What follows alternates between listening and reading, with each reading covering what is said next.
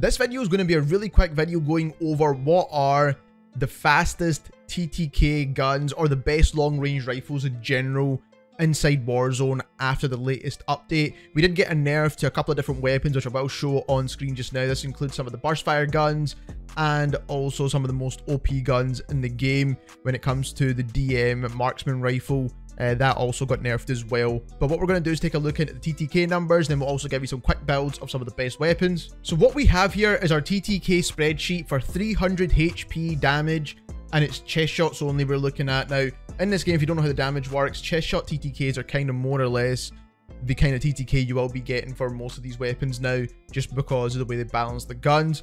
But this is going to include every single assault rifle, every single battle rifle that's fully automatic, and also is going to include all the LMGs as well. So this is basically every single long range rifle in the game that's basically full auto or burst. Now if it's semi-automatic, we will make a separate video on that, but like I said, this is the full auto guns in the game, and this is what we're going to cover. So we've got all the ranges in terms of the TTKs. Now when we're looking at which is the best long range rifle, we want to have the least damage drop-offs possible. So we're actually looking at guns that don't have a third and fourth damage drop off. Now these guns will be probably the best guns in the game. So as you can see here, if we organize that, you can then see these are the guns down at the bottom that don't have those extra damage drop offs. So they've only got 2 damage drop offs. We've got the BAS-B, the Brun, the DG58, which is the LMG version, the DG58, which is the burst fire assault rifle version, the Hoger 26, the Hoger 556,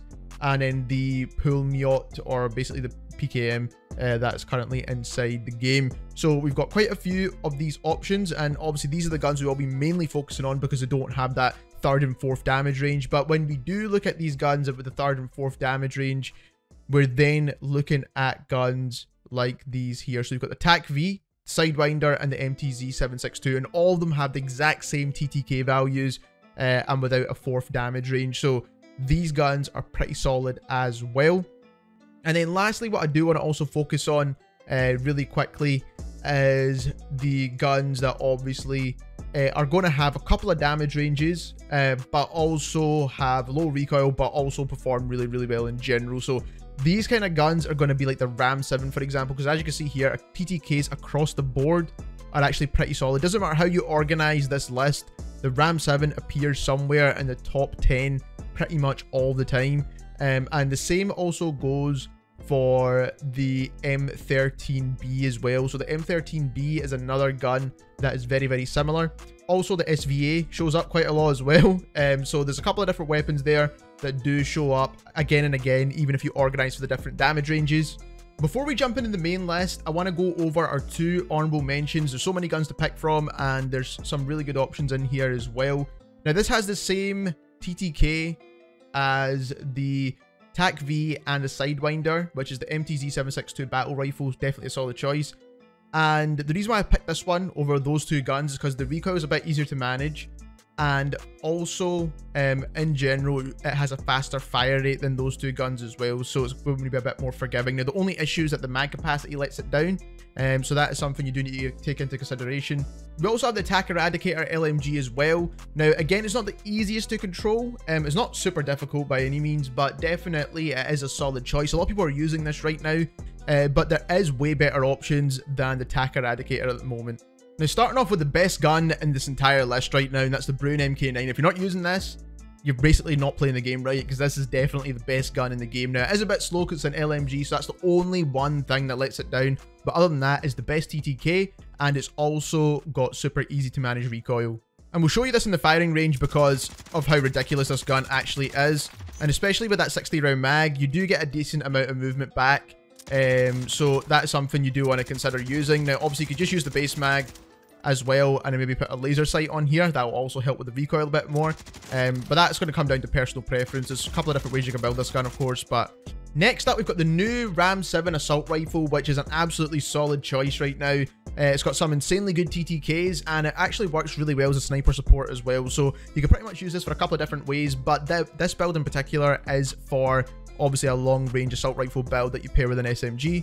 Now something you need to learn with this gun is that the first couple of bullets do kind of deviate quite far, but after you learn to manage it, it's pretty easy to land the subsequent shots after that. So as you can see here, the first bit of recoil is a bit crazy, then it kind of calms down and goes back to the center. And if you use the build that I've shown you just 2 seconds ago, you will manage to be able to learn how to control this recoil very, very easily.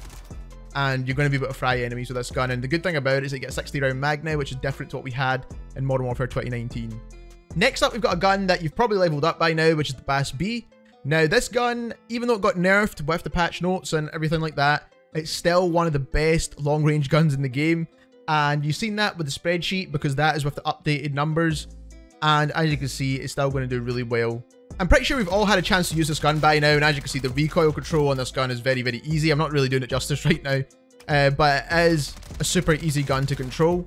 And also, you can take out multiple opponents with that 45 round mag, even though it's still a small mag. The fire rate's relatively slow, so you can still take out at least 2 enemies with it. Next up, we've got the Hoger 26, which is the LMG version of the gun.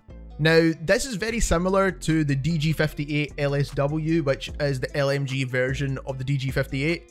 So they're both very similar in terms of TTK, but I do think the Hoger 26, when it comes to recoil control, is a little bit easier to manage. And in terms of TTK numbers, you're pretty much getting the exact same gun anyway. So in the firing range, as you can see here, you pretty much don't miss shots with this gun.